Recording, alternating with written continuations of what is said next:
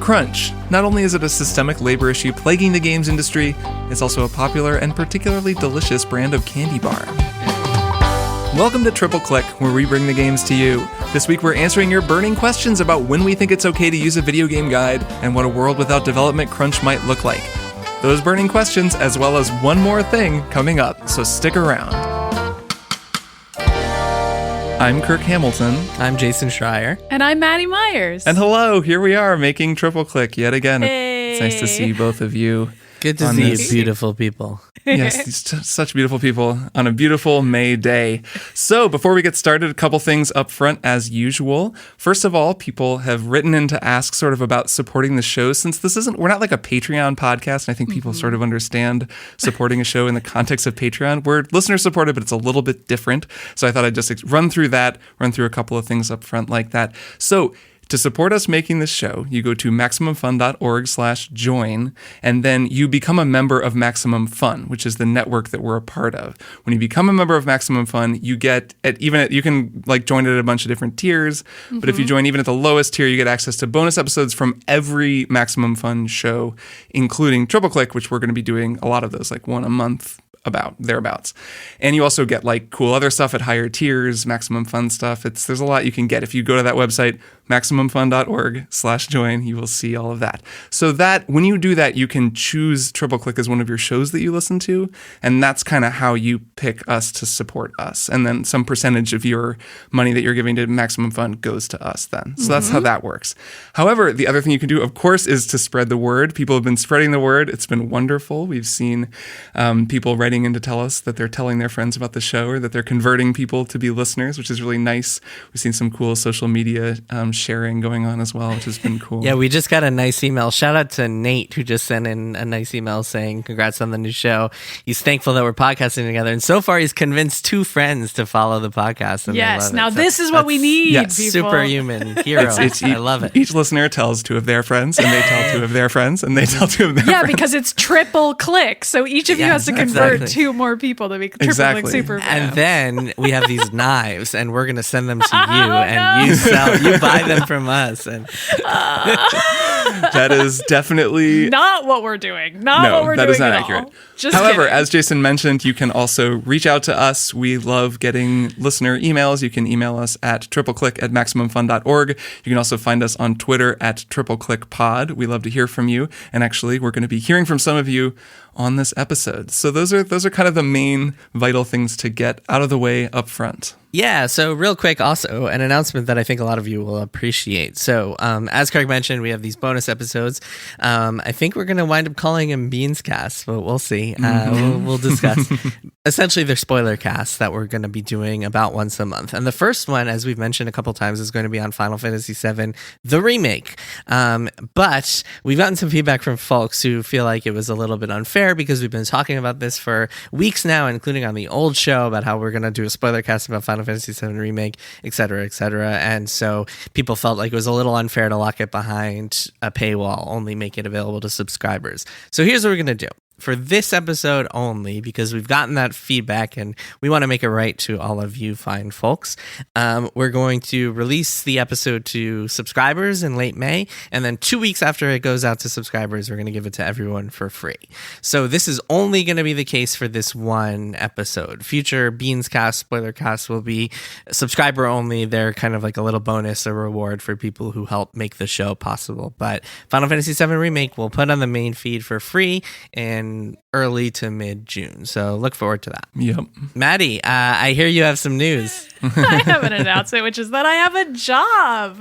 Maddie has a job. Mazel tov.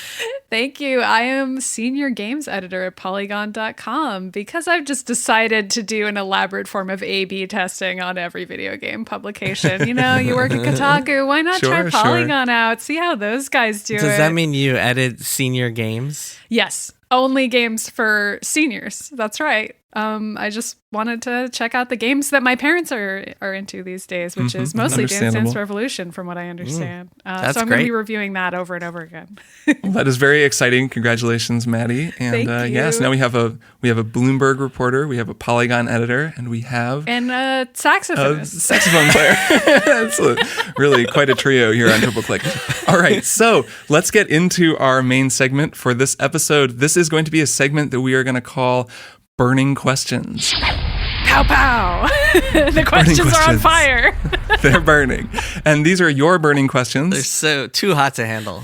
Listeners' burning questions, any listener who writes in with maybe a question for us to discuss. We've gotten a whole bunch from people. Thanks to everybody who sends them in. We, of course, can't get to everybody's questions, but if you write in with a question, you may get your question featured on a future Burning Questions segment. So for our first burning question, Maddie, how about you read this question that comes in from Taylor? Sure. Taylor writes, I find sometimes it's hard not to use a guide or walkthrough for some games. Yet I feel my experience of the game is somehow ruined by looking away from the screen to read someone's description of where I need to go. What are your opinions of game guides and walkthroughs? How often do you use them? When do you use them? Do you avoid them on initial playthroughs? What is your advice on using walkthroughs and game guides? This question comes at me because I really want to play Super Metroid on my SNES Classic, but I'm intimidated by missing something. I don't want to use a guide for it. I have a lot of thoughts on Super Metroid, but I'm going to kick it over to you guys. What if we start there? I have a lot of thoughts on these broader questions. Yes. Let's just start with the Metroid thing, maybe. Just talk about Super Metroid for 2 hours, you know? So, well, yeah, I was like, what's the shortest version? Can you just give Taylor some advice, Maddie, on a guide for Super Metroid and feeling intimidated about missing things? Yes, absolutely. So the first time I played Super Metroid, I played it without a guide. And I played it by talking to my friends about Super Metroid, which was an incredibly fun and old school way to play Super Metroid. And I really recommend it. And I actually have another friend of a friend who's doing that right now, even in quarantine. And I got a text recently from our mutual friend asking me how to get past one of the bosses in Super Metroid, which I then passed along some tips on how to do it to this person who is trying to play Super Metroid the old school way by just talking to their friends, which is kind of like using a guide, but kind of not. Super Metroid also has a ton of signposting and you can really explore the entire game. It's not that big of a game. You can find all the energy tanks if you just search every nook and cranny. And in a lot of cases, it's clear where you're supposed to go. Unless I'm misremembering, I don't think there's anything that you can lock yourself out of getting. That's right. Until you get to the end game, obviously, when the planet's exploding. But yeah, then you gotta lock yourself out of the planet by getting back to your ship and not dying. Man, just spilling beans. Just spilling all the beans on Super Metroid. Yeah, what the heck? Spoilers, the planet starts exploding and you have to get out. Is there maybe a timer and you have to escape in a Metroid game? An alarm sounding? You need to jump up a series of platforms in order to get out. The statute of limitations has expired on that particular one. I think that's probably safe to say. Well, just don't say what the Metroid's allegiances are, Don't spoil the big stuff. Don't worry. So I have lots of thoughts on when to use a guide, but I do just to kind of pick up something you were saying, Maddie, I like the greatest guide, I think, is the friend of yours who's played, who can just give you the subtle nudge. I'm thinking back to when each of us played the Outer Wilds, or just Outer Wilds. I guess there's no because that's such a game that the whole game is in discovering things. And if you use the guide for Outer Wilds, it would ruin what is otherwise this magical, incredible experience. Yeah. But sometimes, and there are a couple of places in that game where you might kind of get stuck or want to know what to do. And it's so helpful then to have a very compassionate friend who can listen and has played the game and then give you the exact, what I would do a lot of times is I would even just ask questions. I would say, so what have you done here? Okay, well, how does this mechanism work? And then in explaining it, the person trying to figure out what to do would figure out what to do. They'd be like, oh, I got it. I know what to do. And that was kind of the best feeling. I wouldn't even tell them anything. But that's hard to get from the internet. But I do think that's kind of the best possible way to get over a hump if you get stuck. Although in that case, you have to know a friend who's played the game. And in some cases, you don't. So I feel like the other half of this question is, when do you use guides? And my personal story of the first time I ever used a guide was when I played the first Metroid Prime. That was when I finally cracked down. I was I think I was 21 when I played that. And I was like, I I want to know where every single thing in this game is. It's a Metroid game, and I want to be sure I get everything. And so I finally got over the mental hurdle at that point. I guess it's also worth saying that I had a book guide to Myst, like one of those paper books. I guess that was technically the first time Myst I you ever needed used a a guide guide. for. You kind of needed a guide for that game. That game was crazy, but great. Yeah. But Yeah. I remember playing Metroid Prime. I was like, it feels weird to use a guide. And then since then, I'm like, I just use a guide if I hit a point in a game where I can't deal with it anymore, which I guess that's different for everybody. But you know when you hit it, right? Well, You so know? there are two different types of guides, right? There's the Right. guide of like, how do I get past this? How do I beat this boss? Or how do I get past this? How do I find their weakness? solve And the this guide puzzle. of what do I even do? Like, how do I Right. solve a puzzle? What do I even do next? Or how do I 100% every single thing in the game? Right, and the like using a guide in min-maxing that way. guide. Yeah. Yeah, I've been playing Persona 5 Royal, and first of all, if I hadn't Googled like a certain thing, I wouldn't have even known that like in order to unlock the new content, which is the entire reason I've been playing, you have to actually get certain confidants up to a certain level by a certain date.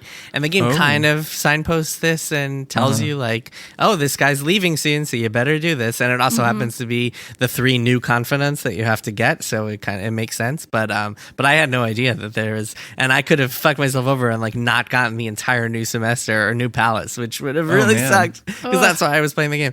But yeah, Persona 5 is actually the perfect game for like a guide of min-maxing, and some people use like a guide that tells them exactly what activity to do on every day, because every day you go and you fight in a dungeon or you go and hang out with your friends, and there's only so much time you have in the calendar because it goes on real time. And if you don't take advantage of like, oh, okay, I know that Akechi is over here and Yusuke is over here, but Yusuke, I haven't ranked up with him yet. And you like play this giant interlocking puzzle in your head of like what I can do and how to build on my social stats and stuff. And so these guides on GameFAQs, you look them up and they're intense. They're just like, here is every single thing you have to do. I was reading one guide, and at the beginning it was like, if the crossword in our guide is different than what you got, you missed a week. Oh man.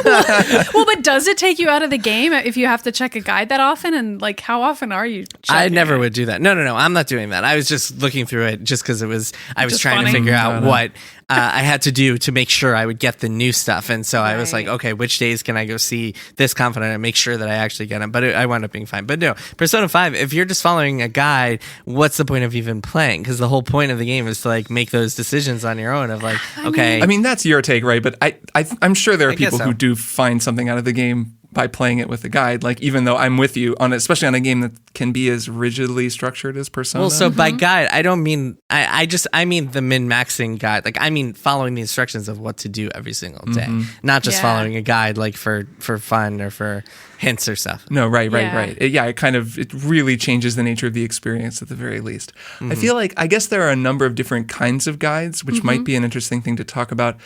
Let's focus just on like specifically guides that tell you where to find things, how to solve puzzles, how to get through things. Only because I have a few times where I do use guides like that. I really try to resist it, but there are times where I do. And let me think what they What are. are the Okay, so times? what When are do the you hit times? your limit? one is for older games. Yeah. If I'm just playing like especially old JRPGs, I just don't feel any preciousness about getting through everything, partly just because JRPGs tend to kind of, I don't want to say waste your time, but things take a lot longer in those games. They're I just might like a say lot that. happier.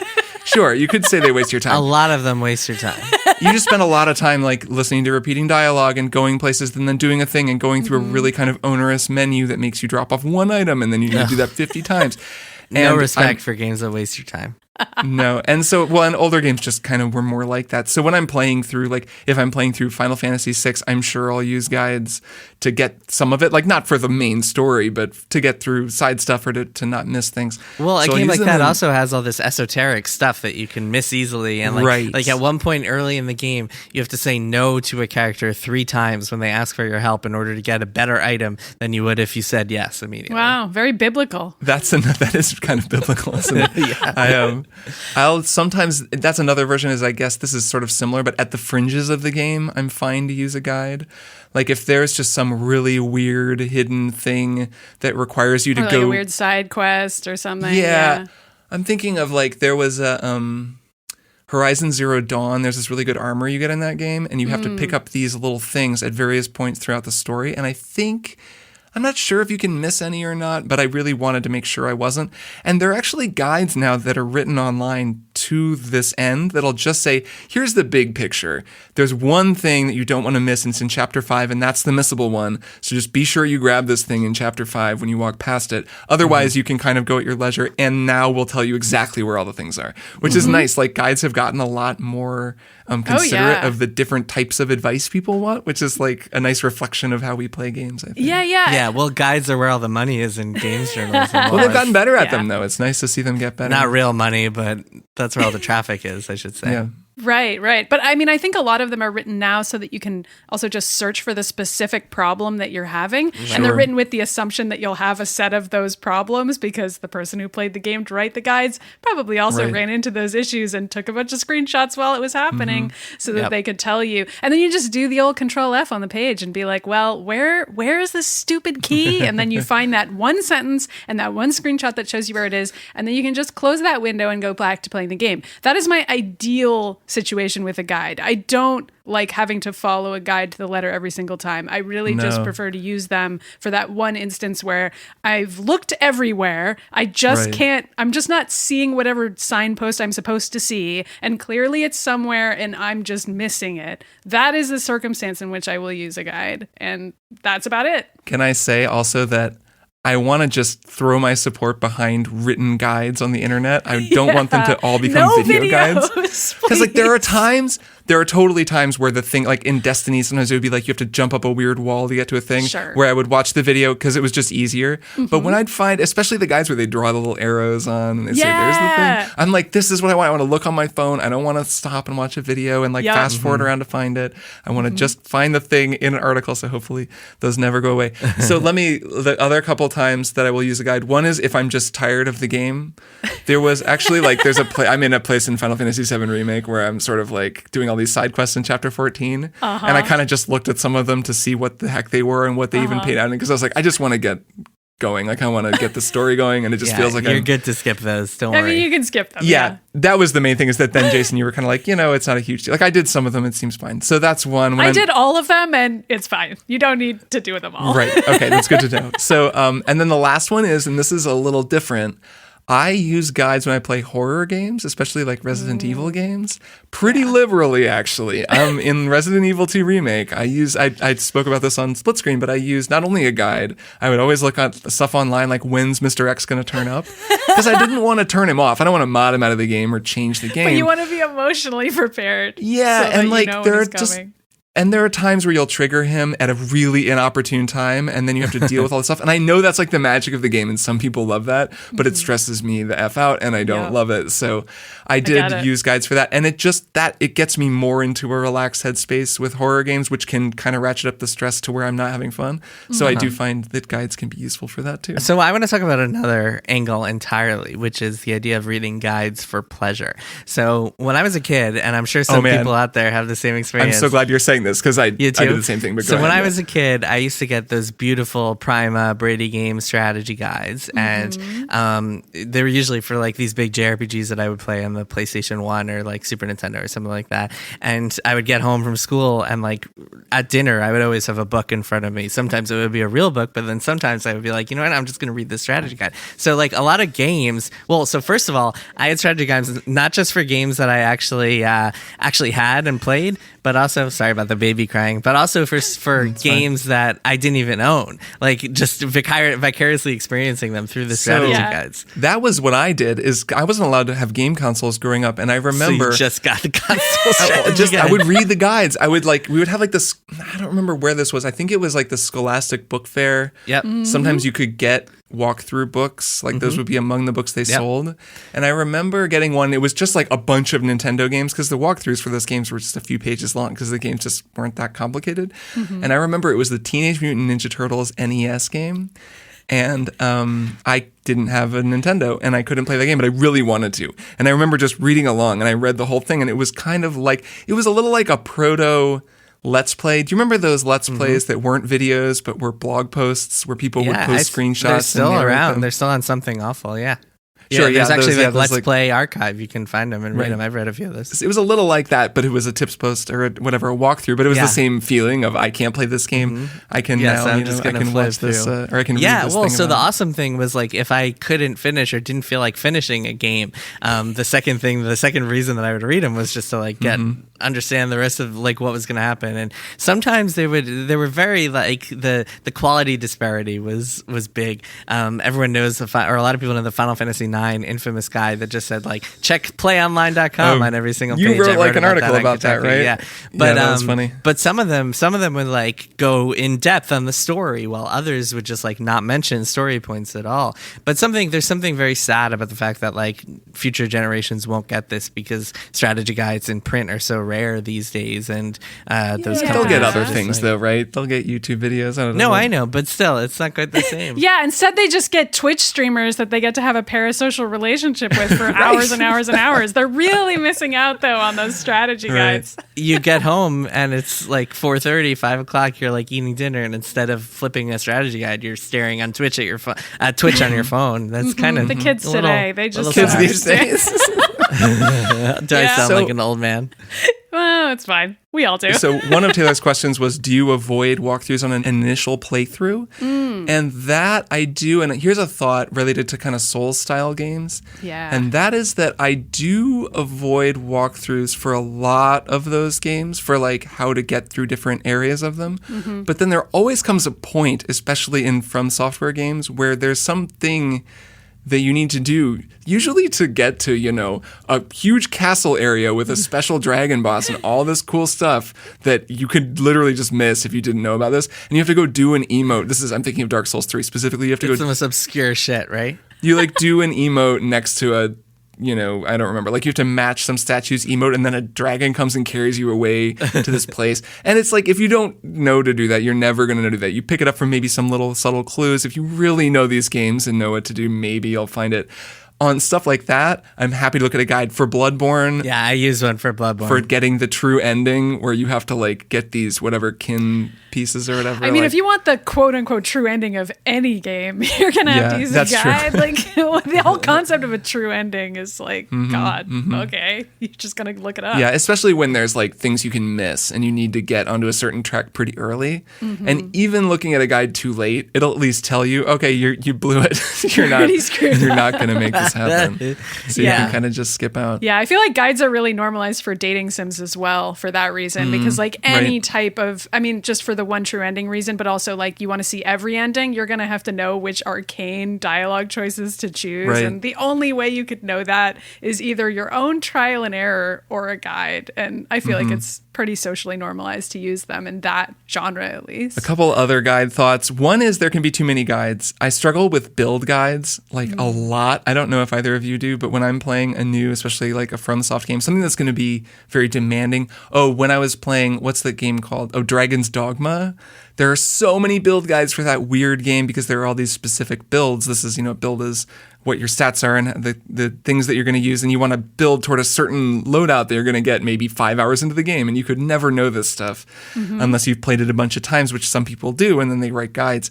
Those guides always just give me analysis paralysis. I just wind up reading them, and everyone has a different opinion. It's a little like PC building where they're like, no, you definitely don't use that heatsink. That's garbage. That'll scorch your CPU. Yeah. And like, it's the same thing in Souls. They're like, oh my God, no way. Never put points in dex, only strength. Like, because then you can get this great sword. And I'm like, and then there's another person arguing that you need to only put points into whatever you just read that you need to never put points into. And it's the only way to play. And everyone's so convinced that they're right. Yes. That you're just like, shit. Like, I don't know who to believe. It's almost like it's subjective.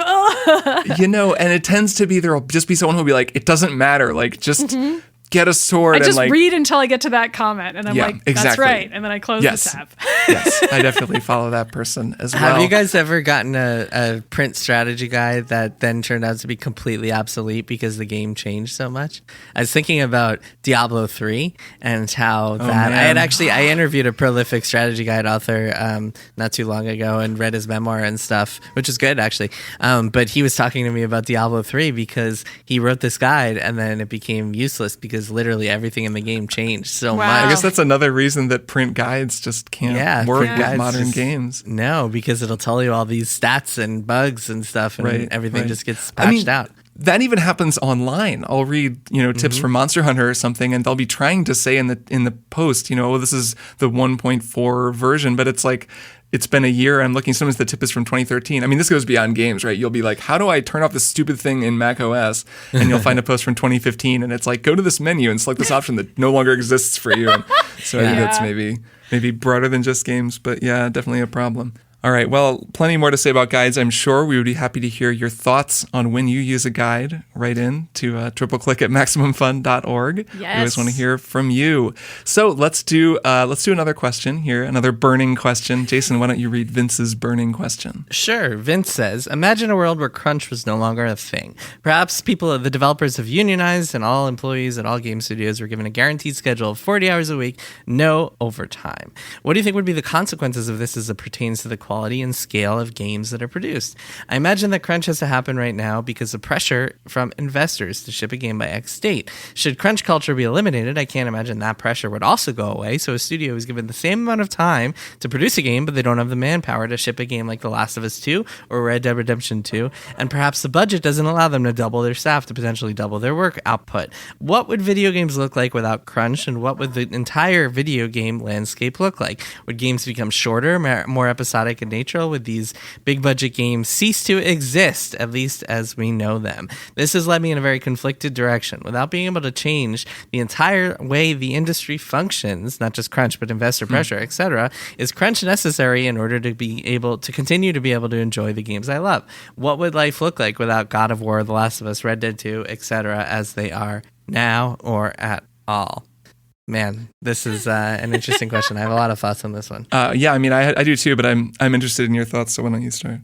Okay, well, I can give some overall thoughts, which is, first of all, I mean, I don't really think that even if game developers unionize, I don't think that anyone would really say, like, we should have a guaranteed schedule of 40 hours a week. Right. And the context here that is worth getting into a little bit is that there are a lot of different kinds of crunch. Like, I don't think anyone in the world would object to, like, a week of, like, overtime to finish a one last deadline, like working some nights for a few days in a row to like get some work done, hit that last stretch, like get those bug fixes in, et cetera, et cetera. It's just that crunch can be this like all-encompassing thing that's months at a time, and you don't know when it's going to end, and there are constant direction changes, and things are coming down, and people are scrapping what you did and changing things and overhauling things, and that's it combines in this stew of like all the other problems that go into the video game industry, the volatility and the sexism and the harassment and the low wages and et cetera, and that's what really causes the root of issues. But that said, in this hypothetical scenario where crunch couldn't happen, I mean, first of all, my immediate thought is that like look at a game like Red Dead Redemption 2, because that is a game we know a whole lot of man hours and woman hours went into making. That is a game that could have been probably 2/3 of the size and would have been just as good, if not better, of a video game. So I, for one, when I hear like, oh my God, like we would never have the time or manpower or budget to ship these masterpieces without working these ridiculous schedules, I just think, well, maybe these masterpieces could be a whole lot smaller and they would still be masterpieces. Like that's something that I've always thought about. But the other part of this equation is the mismanagement, and it's the mismanagement that ultimately leads to the crunch. And that is one of those complicated human error leadership problems, and like making a decision and not being able to stick with it, or thinking that you have a better decision a year in and going with that better decision, even if it costs you people along the way. Those are really the things that you have to kind of wrestle with when you're unpacking this question. But I mean, ultimately, I just don't. I think we could still get great games without crunch culture. I think that is something that could happen. Like, I think that it's very much inertia that is taking the game industry on this path that it's on now, where it feels like everybody has to put in this like light themselves on fire to make games. Yeah, what do you guys think? Yeah, I think that the difference between crunch and crunch culture is important. Like, they're kind of two different things. Like you said, working really hard and working extra hours to make something good. But anyone who's ever made anything knows that you spend a ton of time on it, especially when you're in the finishing stages. Like forget making an album, making a single recording. There's this, you spend so long making it, and then the last 50% of hours you spend on it is just like the finished thing, making it perfect. And you do because you care and you want it to be good. And any artist who's going to make anything worthwhile is always going to do that.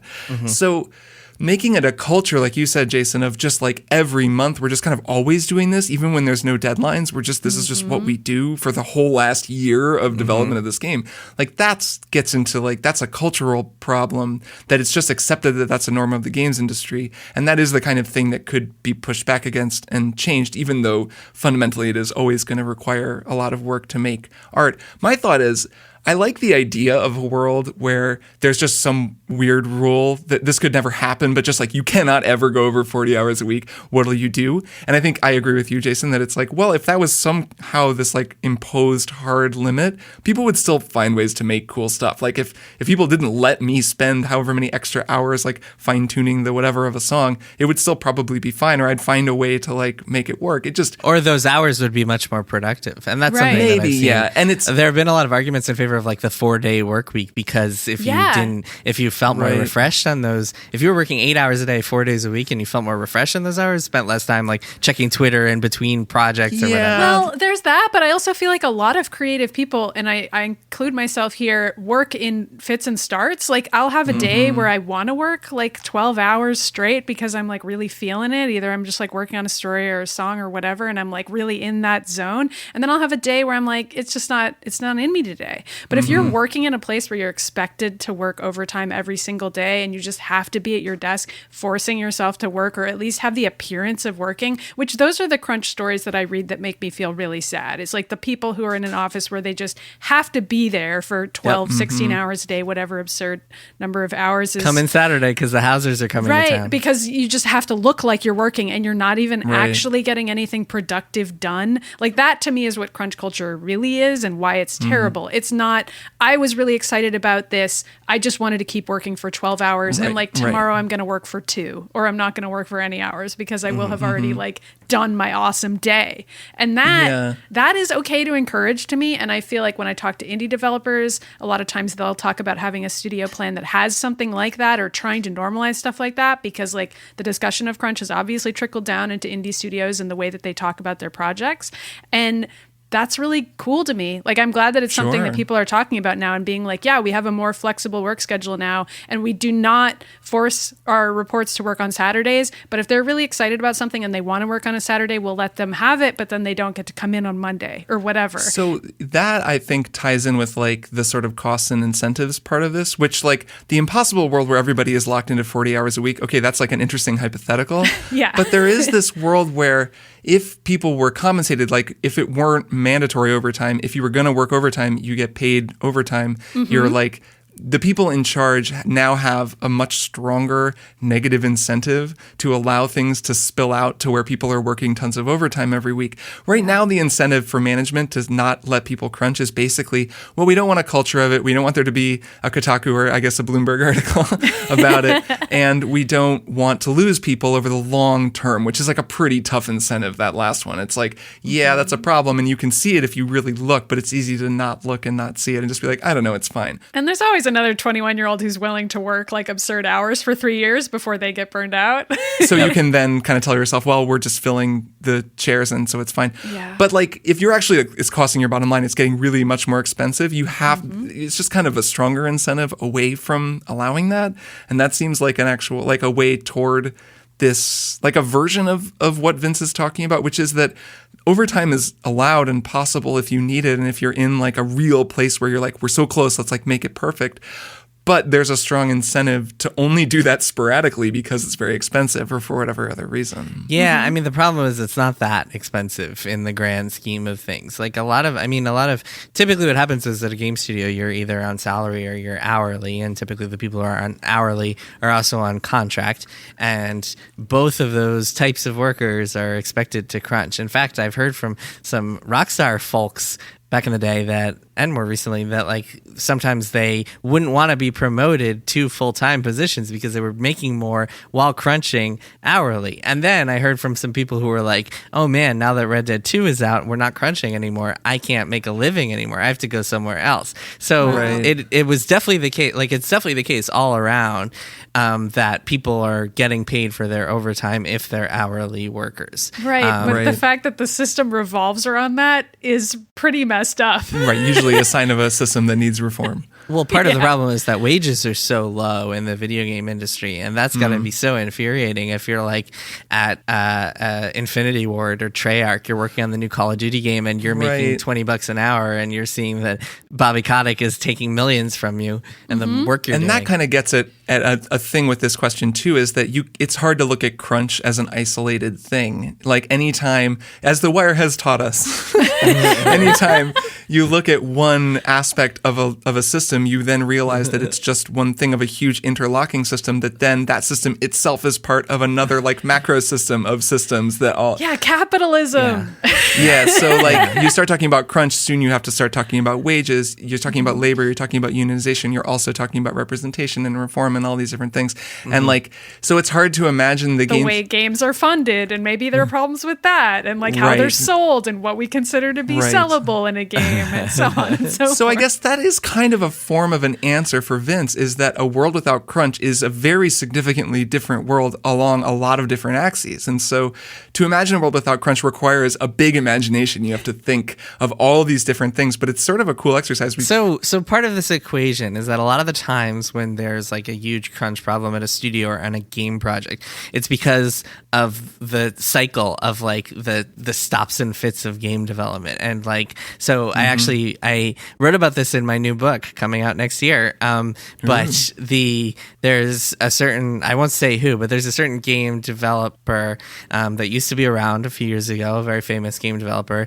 and their process was kind of infamously to just fuck around for a couple of years, and then once they figure out what they're making, go on and make the thing. And so it's like 2 years of relaxing and in creative paradise, and then another 2 years of hell crunch production. And that's the case for a lot of games. That's the case for a lot of studios. It's the case for a lot of creative directors who just not only are like in that world of like imagination paradise idea land for a while before they actually execute and sit down and make something, but also they might come in. A lot of game developers always talk about iteration, because that's the most important thing in game development, is like figuring out, okay, is this fun? What if I move this guy a little to the left? Is that more fun? What if I change the controller so there's a tiny bit it's more? usually more fun if you move the guy a little bit to the left. Yeah. It's almost always the answer is yes. I think it was Sid Meier who said that.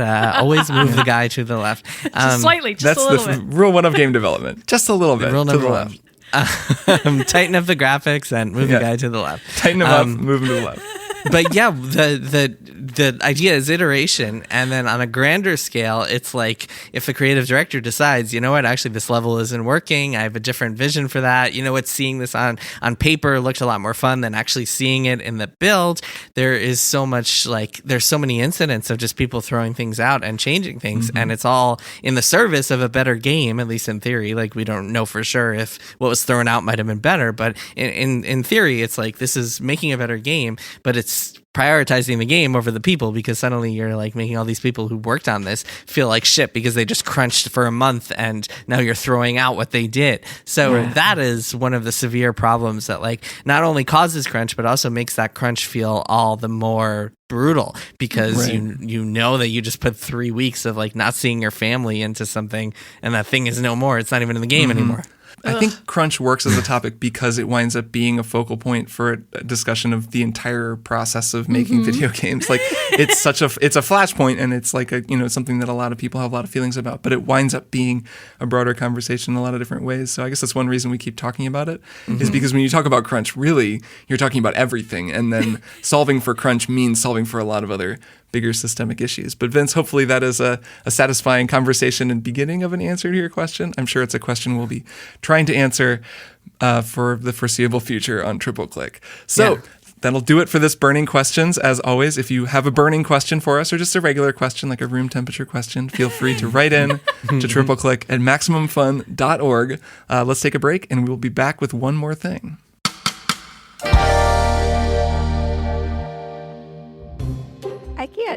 hear Are you plugged in? myself, but I'm Is your headset plugged in? assuming Headphones? that. These are real podcast listeners, not actors. And, Hey, thanks for coming. Here's a list of descriptors. What would you choose to describe the perfect podcast? I mean, vulgarity. Dumb. Definitely dumb. and right here, this one, meritless. What if I told you there was a podcast that did have all of that? No. Jordan Jesse Go. And it's free. Jordan Jesse Go? Jordan Jesse Go. Jordan Jesse Go, a real podcast. Strange planets, curious technology, and a fantastic vision of the distant future. Featuring Martin Starr, So we're going on day 14. Shuttle still hasn't come. Aparna Nancherla, The security system provides you with emotional security. You do the rest. Echo Kellum, Can you disconnect me or not? Hurry Kondabolu. I'm staying. From Hitchhiker's Guide to the Galaxy, Jeffrey McGivern. Could you play Cyndi Lauper's Girls Just Want to Have Fun? It's The Outer Reach. Stories from Beyond. Now available for free at MaximumFun.org or anywhere you listen. And we're back, and now it's time for One More Thing, where each of us talks about one more thing that we want to talk about. Maddie, what is your one more thing for this week? Okay, so I beat Final Fantasy VII Remake, and You're ahead of me. I have very few things to say that are bad about this game, but I just want to complain about one aspect. You're like, I loved Your it. one more I love thing it. is a complaint. No, about the game well, you okay, but listen, we just talked about the side quest a little while ago, and I played every single side quest in this game, and a lot of them were very extraneous and silly, but I actually enjoyed every single one, which is why I bothered to play them all, and I am totally down for just shooting the shit with the characters in this game and like watching Cloud's facial expressions and watching some cutscenes, whatever. I will run around and find CDs for a little girl or find lost cats. Like, I'll do all of that stuff just for the sake of living in Midgar a little bit longer. And I'm already sad that every day when I wake up now, I don't get to play this game anymore. And that's just me. And maybe I'll play it again. I don't know. However, there are so many extra boss fights in this game, and there's so much of the padding of this game, which, Jason, I know you talked about, and you talked about side quests, but I feel like a lot of it is just extraneous boss fights. Like, there are so many moments in this game where in the original game, it wasn't even close to a boss fight. It was like a 2-second interaction that you have with Reno or whoever, and now it's a boss fight in this game. And I don't love it. What did you guys think about all of the extra boss fights in this game? One of the funniest things in this game, I tweeted a GIF of this actually like a week ago, is I think it's in the haunted railroad, or what's it called? The train graveyard? Train graveyard. There it is. Where there's a boss at the very end, and it's this ghost or something, and it appears, and Cloud pulls out his Buster Sword, and he pulls it out, and he's like, I don't have time for this shit. And I was like, Cloud, you feel me. That's me with every boss. Right. I was like, especially there, because they're running, they're trying to get back, and, there's like a time pressure on. And then there's always fucking the time boss shows pressure up. on. Like, every single time they do anything in this game, they're in a hurry to go do something really important, and then they have to, like, fight a motorcycle guy or, like, a different other ghost. bigger motorcycle guy. Right. Yeah, I'm not... The boss fights in this game definitely are like something that I don't generally love. There are times where they're fun, but I don't love the combat in this game in general. I've voiced this opinion on Twitter in the midst of a tweet thread about why I think the game is great. And I just said as an aside, I was like, it's not perfect. Like, combat isn't great, whatever. And combat is the best thing in the game. Yeah, it seems really love it or hate it, which is Yeah. interesting to me. And I think it's just dependent on whether you enjoy micromanaging and switching between characters a lot, which I've sort of realized I don't love. And a lot of times I'll just want to play a whole fight as one person, not because there's one character that I really love playing as, because I actually think they're all pretty fun. I just tend to like playing a fight as a character and just getting the feel for them, getting that rhythm, as opposed to what you kind of need to do in this game, which is switch between everybody every time and make sure they're all doing their chores and that all of their right spells are being cast at the right times and that they're all pointed in the right direction. Chore wheel. Yeah, they need to divide up the dishes, the vacuuming, and the laundry. And and they just aren't always doing it. And I just need to tell Aerith and Tifa what to do every day, and it's tiring. You know, Jason, you mentioned, is it called the Gambit system? What's it called in FF12? Where you can program... Wish that was there in this one. Did you get the auto cure? The auto heal materia is nice. That is helpful. And there's the provoke materia, which helps as well with like making sure that people are being attacked or attacking the right things, but it doesn't go as far as you want it to go, at least in my experience. Right. So my gripe is mostly about like situational awareness in the camera and the way that the game conveys information. I just think it's like a mess. And I know that some people are fine with that and have gotten around it and learned to master the system. And a lot of people have said actually that on hard mode, on the hardest difficulty, that's where the combat system comes into its own and begins to really shine. Yeah. Which I kind of get. I guess I get that you could like once you hard mode. By the way, you can't unlock until after you beat exactly. So once you have a whole bunch of stuff unlocked and you have like all your materia and your abilities, then it's like, okay, now I really know how everything works. I know where to put everything. It's time to do this. I think it also won't let you use items, if I remember correctly. Right. Oh, wow. Yeah, you can only use spells to heal, right? Which I'd never. Well, I use items to heal, I guess, but I don't use them for a lot of other stuff. But so anyway, I just have these issues with like the readability of the way that like it feels a little rubbery. It feels like magnets bouncing around on like a table to me, like the way that combat moves. I'll watch videos. I just saw this video today of Tifa just kicking the living shit out of this guy. Like, it was like a Bayonetta clip. Yeah, she feels a lot like Bayonetta. I really enjoy the way that Tifa feels to play as, and I feel like there's like a version of me that unlocks her fully. But she's such a glass cannon in so many ways. Like she can really take a hit, which I guess counteracts how powerful she feels to fight as when you're like connecting. But yeah, I mean, I think that's part of it is just, I wish I enjoyed the combat a little more. And I think I would find all the extra boss battles a lot more exciting and less frustrating if I liked that combat management stuff, which is less noticeable in the like just average fighting some slimes in a corridor battles. Like those are always cool and fine. And I don't even mind switching around. But in a boss battle that lasts like, 10 minutes or 2 hours, depending on how frustrated you are in the moment, it's like some of the only moments I've been frustrated with the game have been those really long boss battles. Yes, same. And pretty much the entire rest of the game, I'm like, this flipping rules. But just those bosses, though. All right, so Jason, I see what you've put for your one more thing, and it's just a person's name. Yes. And I'm curious what that means. So what's your one more thing? My one more thing is Harvey Weinstein. And interesting. Okay. Heard of him?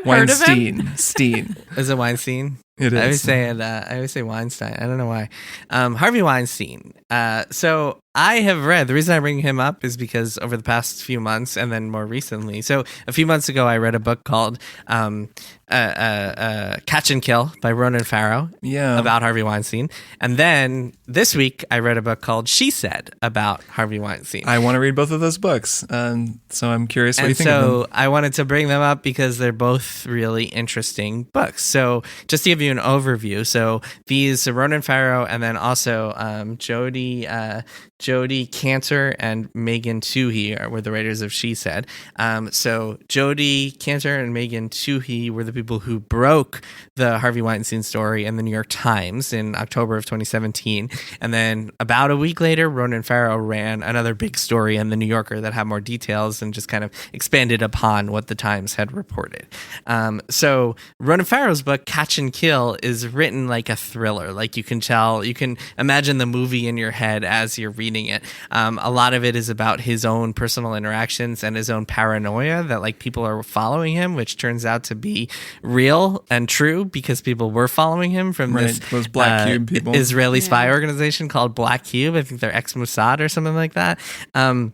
And so that is like, it's a riveting read in its own right, and it's very much like it's a thrilling read in a lot of ways. And so that's like a really compelling book, but it's very much about Ronan Farrow, and that's for better or worse. Like I've read some criticism online about how he kind of made the story about himself.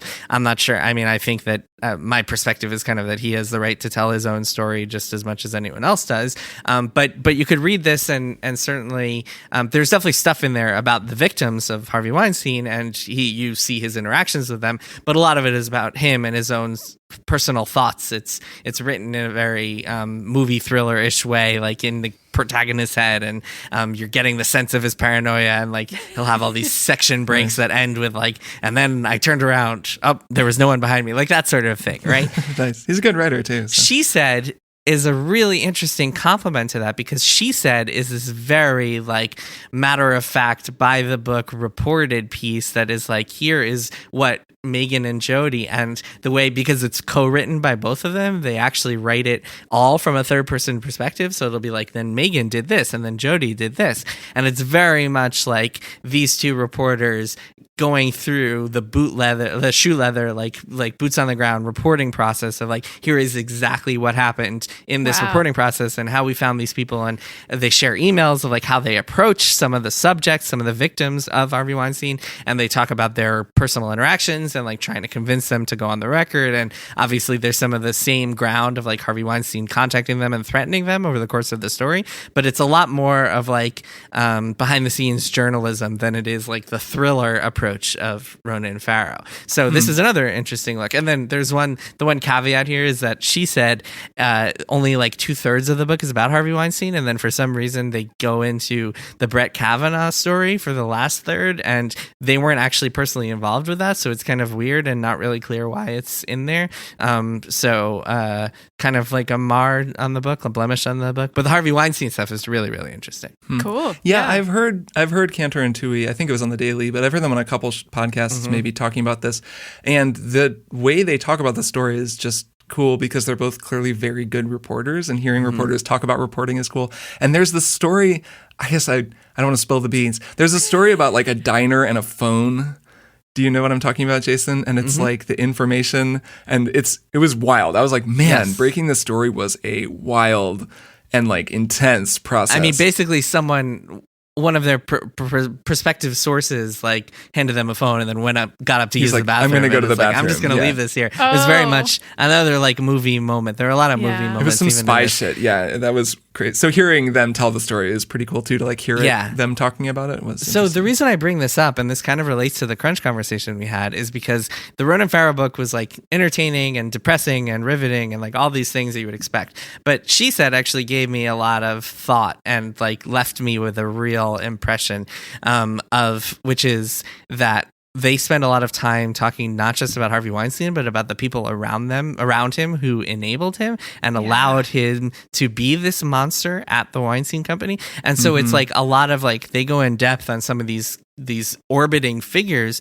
who knew about his behavior or like had some idea of his behavior and were only concerned about like, how will this affect the company? How will this affect the liability of the company? They also get into this woman named Lisa Bloom, who is this lawyer who ostensibly like said she like went out there and defended harassment victims, but they share emails from her to Harvey Weinstein about like, here's how we discredit these victims, and here's how we make you the subject that everybody like pities. And she just seems like a real piece of work, that one.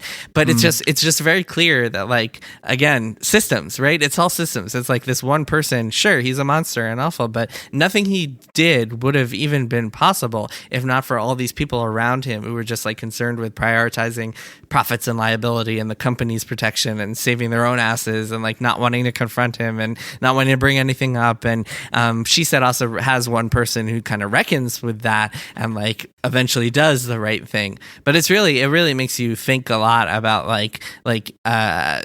how these people are able to keep doing what they're doing and how this keeps happening. And so it's worth reading even just for that. But yeah, both books, I like both. Yeah, I want to read them both. I'm going to read them both too. Nice. Sold. Well, my one thing is Animal Crossing. But no, that's a good way to end it. We've been too heavy so far. Yeah, it's been a crunch. We got Harvey Weinstein. It's been a lot of tough topics. Animal Crossing and capitalism is my one thing. So I'm still playing Animal Crossing. Emily and I are still both playing. She's really into it, so we're really into it together, which has just been really great. And now that I'm kind of in endgame, KK Slider came and did his concert, and I can start to customize my island. I've been sort of doing all the endgamey stuff you do in this game, a lot of which is, try to get the cool things that you really want from the store. So you like want things to come in stock, and you go visit your friends to go to their store to see what they have in stock, and trying to like really beef up, what you've got. The main reason I can do that, though, is because I have a lot more money than I used to. And that is because I use the turnip exchange, because I've started trading turnips. More systems, capitalistic systems in action. This is fascinating. So in Animal Crossing, every Sunday morning, a turnip vendor turns up. I think her name is Daisy May. Turnip vendor turns up. She turns up. Yes, that wasn't even on purpose. It just happens. So she turns up and she's somewhere on the island from I don't remember, 8 a.m. to noon. She's only there for a limited window of time, and you can buy turnips from her then. It reminds me of Zur and Destiny or any limited time weekend vendor because you kind of there's some MMO attributes to Animal Crossing. Definitely. Well, and so especially to the turnip system. So you buy a bunch of turnips and you buy them from her at a set rate that's, I think, random. And then throughout the week, not on Sundays, but every other day, at 8 a.m. to noon, and then from noon to 10 p.m., there are 2 turnip prices at your store. And those also change. So that further locks you into this little calendar where you're like, well, if it's morning, going to check on the turnip prices. Yep. Your turnip prices are always garbage. Almost always. You'll buy them for 98 bells per. You'll get a bunch of them. I'll get a couple 100,000 bells worth. And then you're waiting for someone you want it to be sold for 400 bells each. You can make 4x profits. Mm-hmm. But at your store, it almost never happens. So if you just play locally, it's this kind of game of oh God, should I sell now? I'll make a 10% profit, but that's not really that much. I could wait, but I've only got one day left because on Sunday your turnips go rotten and you just have to buy new ones. So you have until Sunday to sell. Or you can go visit a friend and go to their store, and if they're buying at a good price, you can make a bunch of money. Yeah, and if you have good friends, they have a Discord channel where they all post their turnip prices all the time. I just want to point out that you are not producing anything. You are not adding any value to the world of Animal Crossing. You are simply buying turnips and selling them for a profit. But the thing I keep coming back to is the person who said that video games offer the fantasy of capitalism that just works perfectly. Yes, and it doesn't make sense, but and it works perfectly. The fantasy of meritocracy and so on. Yeah. So this is just a stock market where it's purely just buy stuff and then sell it if you can, and none of it really matters. There is no actual stock market. So if you have a bunch of friends or a workplace or something, I think there might be a Max Fun channel where they do this. I hope Daniel so. was talking about it in the news. He was talking about the newsletter last week, which I haven't gotten in on yet, but I should. Yeah, but I've been clearly. asking just various people that I know, oh, hey, do you know of anything? But what I wound up having to do last week was a thing called the Turnip Exchange, where you just go online and you sign up and you get in a queue, and then you can just go visit someone's island and sell your turnips. A stranger, yeah. Yeah, and it's totally automated. It's an incredible site. You can find it if you want to get rid of your turnips. I'm sure everyone listening to this knows about it. And it was amazing. I made $1.5 million bells. I just got in a queue and then went to someone's island and was hi, and I gave him a couple of Nook Miles tickets, and then I made a ton of money. So now I'm doing that. Soon you're going to be starting a hedge fund. Yeah. Right. Well, and I wonder if I get a good price, if I'll want to go there and be hey, give me your stuff and you can come visit. Because people... I want to know, now that you've gotten the taste of money for nothing, do you want to apply that to start, real life? Playing the stocks in real life? Yeah. No, if it were this easy, I would, but it's not. So I'm sure some stockbroker out there will tell me that it is. But no. Anyways, it's changed the nature of the game for me somewhat. It's really entertaining to see the layouts that people do. They'll build signs with arrows leading to their store, and they have little toll booths to accept the tolls and let you pass. And it's all very creative and reminds me of a lot of other cool things in other games where players build systems outside of the game to coordinate things like this. And it's been fun to see even if it weren't so profitable, it would be fun to experience. But it's also nice that I now have tons of bells and can buy whatever add-ons and bridges that I want to buy. Maybe I should start doing this, and then I can capture some footage and edit it together to all of the Billions theme music, because that'll be really funny just to me personally. Absolutely. If that hasn't been done, needs to be done. All right. Well, I think that'll do it for this week's episode of Triple Click. But we will, of course, be back next week to talk more about video games. Thanks so much for listening. And I'll see both of you next week. See you next time. Bye. Triple Click is produced by Jason Schreier, Maddie Myers, and me, Kirk Hamilton. I edited and mixed the show and also wrote our theme music. Our show art is by Tom DJ. Triple Click is a proud member of the Maximum Fun Podcast Network, and if you like our show, we hope you'll head over to MaximumFun.org/join and consider becoming a member.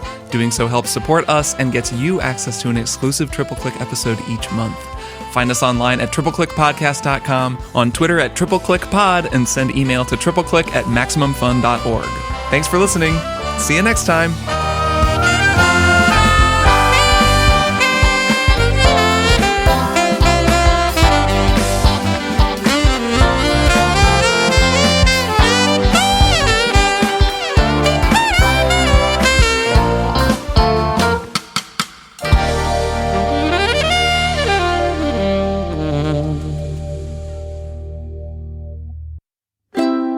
MaximumFun.org.